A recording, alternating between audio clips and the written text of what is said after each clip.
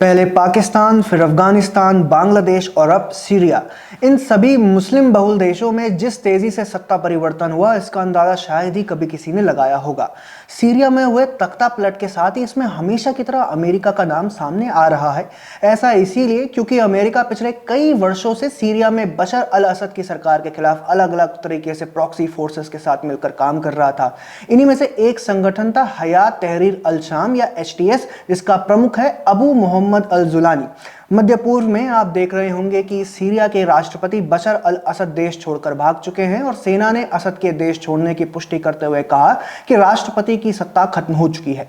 Jolani को ही Syria में तख्तापलट का मुख्य कर्ता धर्ता माना जा रहा है, जिसके गुट ने महज 11 दिनों के भीतर सीरिया के राष्ट्रपति बशर अल असद को उखाड़ फेंका है। यह खबर इसीलिए महत्वपूर्ण है क्योंकि इससे ठीक पूर्व भारत के पड़ोसी देश बांग्लादेश में नोबेल पुरस्कार विजेता मोहम्मद यूनुस जिहादी तत्वों को खुली छूट देकर चल रहे हैं, जिसमें कि अमेरिका के हाथ की बात छिपी नहीं है। अब इसी तरह से सीरिया पर अपनी सत्ता स्थापित करने वाले अबू मोहम्मद जुलानी पर भरोसा करने की बातें की जा रही हैं, जो कि अलकायदा के साथ रह चुका है।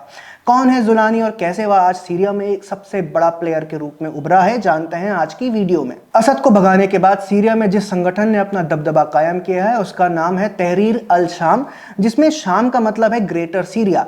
इस ग्रेटर सीरिया में सीरिया, जॉर्डन, लेबनान, इजराइल की भी गिनती होती है। तो हमें इस पूरे मामले को इसी संदर्भ में देखना होगा। यूक्रेन के राष्ट्रपति जेलेंस्की की ही तरह फौजी वेश में दिख रहा है ये शख्स है, इसका नाम है जुलानी, जिसने सीरिया में असद परिवार के पिछले 54 वर्षों से चले आ रहे एक छत्र राज को खत्म कर दिया है। जुलानी के जन्म को लेकर अलग अलग दावे किए जाते हैं, लेकिन एक इंटरव्यू में उसने बताया था कि उसका जन्म 1982 में सऊदी अरब की राजधानी रियाद में हुआ था।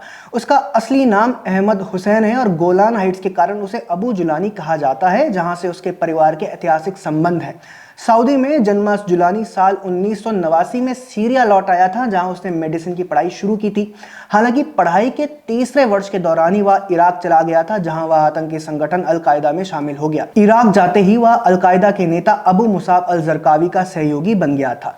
लेकिन साल 2006 में जरकावी की मृत्यु के बाद वह लेबनान चला गया, जहां उसने जुंद अल शाम नामक एक लेबनानी आतंकवादी समूह को प्रशिक्षित किया। मीडिया रिपोर्ट्स के मुताबिक जुलानी दोबारा इराक लौट आया, जहां उसे अमेरिकी सेना ने गिरफ्तार कर कैंप बुका में कैद कर लिया था। कैद में रहते हुए वह कट्टरपंथी नेताओं के संपर्क में आया और साल 2008 में रिहा होने पर आतंकी संगठन इस्लामिक स्टेट में शामिल हो गया। साल 2011 में अरब स्प्रिंग के दौरान सीरिया में भी लोकतंत्र की आवाजें उठने लगी, जिसके बाद सीरिया में गृह युद्ध छिड़ गया। जुलानी भी अगस्त 2011 में सीरिया लौट आया, जहां उसने राष्ट्रपति बशर अल असद से लड़ने के उद्देश्य से जबात अल नुसरा नाम की अल-कायदा की एक ब्रांच खोली। जबात अल नुसरा का नेतृत्व संभालने के बाद जुलानी की व्यक्तिगत जानकारी इतनी गुप्त रखी गई थी कि समूह के अधिकांश सदस्यों को तो यह भी नहीं पता था कि नेतृत्व कौन कर रहा है। 2011 में जैसे ही सीरिया में विद्रोह गृह युद्ध में बदल गया, जुलानी को इस्लामिक स्टेट के मुख्य अबू बकर अल बगदादी ने एक विशेष मिशन सौंपा। इसके बाद जुलानी ने साल 2012 में नुसरा फ्रंट का गठन किया, जो इस्लामिक स्टेट की इराकी शाखा बन गई। हालांकि साल 2013 में जब अबू बकर अल बगदादी ने औपचारिक रूप से नुसरा फ्रंट और इस्लामिक स्टेट के विलय की घोषणा की, तो जुलानी ने इसे स्वीकार करने से मना कर दिया और अल-कायदा नेता अयमान अल जवाहिरी के लिए अपना समर्थन घोषित किया। यह उस समय की बात है जब नुसरा फ्रंट सैन्य रूप से मजबूत हो रहा था। इस दौरान उसने सीरिया के इदलिब प्रांत पर कब्जा कर लिया, जहां वह स्वतंत्र रूप से राज करने लगा। इसके बाद जुलाई 2016 में जुलानी ने घोषणा की कि उसके समूह का अब अल-कायदा से कोई संबंध नहीं है और अब इसे फतेह अल शाम फ्रंट कहा जाएगा।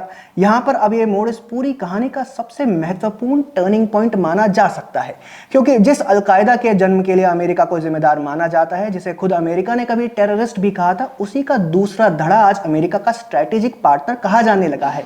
यानी दुनिया देख रही है कि अल-कायदा जैसे आतंकी संगठन की दूसरी ब्रांच अब अमेरिका के साथ मिलकर काम कर रही है, जिसे कुछ यूरोपियन राष्ट्र भी सीरिया का विद्रोह गुट कहकर संबोधित कर रहा है। साल 2017 में जुलानी ने अपने समूह को हयात तहरीर अल शाम नाम में तब्दील कर दिया, जिसमें अन्य संगठन भी शामिल हुए। अस्तित्व में आने के बाद जुलानी के संगठन ने स्थानीय मुद्दों को प्राथमिकता दी। अमेरिका के चैनल PBS को दिए इंटरव्यू में जुलानी ने कहा कि उसने अब अल-कायदा की वैश्विक जिहाद की विचारधारा को छोड़ दिया है और उसका लक्ष्य अब सीरिया में बशर अल असद की सरकार को उखाड़ फेंक कर सीरिया में इस्लामिक व्यवस्था कायम करना है। ऐसा माना जाता है कि जुलानी एक मंझा हुआ खिलाड़ी है जो परिस्थितियों के अनुकूल ढल जाता है।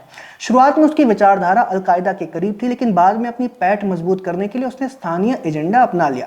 स्थानीय लोगों के बीच अपनी कट्टरपंथी छवि को सुधारने के लिए उसने इदलिब में आईएस और विदेशी लड़ाकों को निशाना बनाना शुरू किया। उसने डी रेडिकलाइजेशन कार्यक्रम शुरू किए और एक इंटरव्यू में यहां तक कहा कि उसकी सरकार इस्लामिक सरकार है, लेकिन इस्लामिक स्टेट की विचारधारा के तहत नहीं।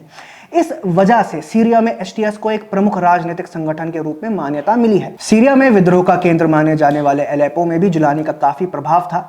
यह इलाका इसीलिए भी अहम है क्योंकि इसकी सीमा तुर्की से लगती है। तुर्की भी कई सालों से असद सरकार के खिलाफ काम करता आया है।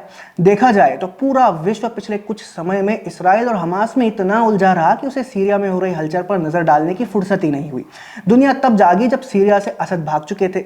फिलहाल सीरिया के नजरिए से देखें तो असद के बाद जुलानी की सत्ता को अमेरिका और उसके सहयोगी देश जिस भी तरह से देख रहे हों, मगर सीरिया के लिए आसमान से टपक कर खजूर पर अटकने से अधिक और कुछ नहीं है। मध्य पूर्व की जियोपॉलिटिक्स में आगे क्या मोड़ आता है हम आप तक पहुंचाते रहेंगे। तब तक देखते रहिए द पैम्फलेट।